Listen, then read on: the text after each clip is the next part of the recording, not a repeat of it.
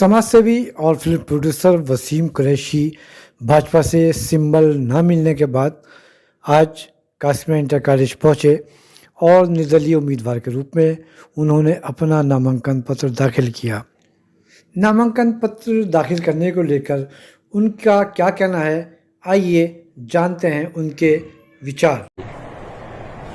देखिए, जैसा कि मैं अपने हर स्टेटमेंट में कह चुका हूं कि अगर पार्टी ने टिकट नहीं दिया तो मैं चुनाव नहीं लड़ूंगा।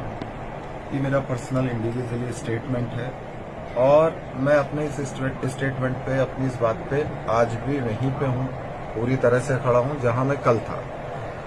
अब होता यह है कि मेरे जो शहर के लोग जिस तरह से मायूस थे और रात से बराबर जिस तरह से लोगों ने अपनी रिक्वेस्ट रखी हुई थी कि आप निर्दलीय चुनाव लड़ो, नजीबाबाद की जनता तुम्हें चाहती है, या प्लीज एक बार कम से कम पर्चा भरो। और पर्चा भरने का मतलब चुनाव लड़ना नहीं होता।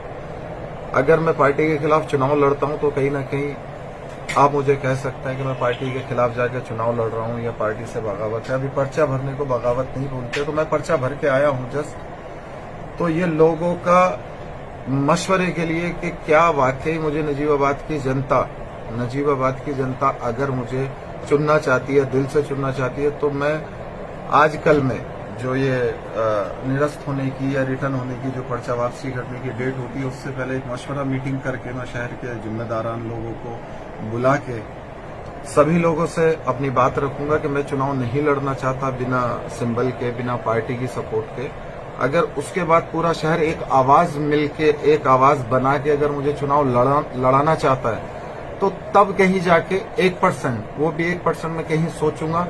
और अगर मैं चुनाव भी लड़ा तो जैसे पार्टी का कार्यकर्ता कल था वैसे ही आज होके चुनाव लड़ूंगा। बाद में मैं पार्टी से अपने लिए रिक्वेस्ट करूंगा कि मैंने नजीबाबाद से ये सीट निकाली है और पार्टी की झोली में देने की कोशिश करूंगा कि मुझे पार्टी में वापस जगह दी जाए जीतने के बाद।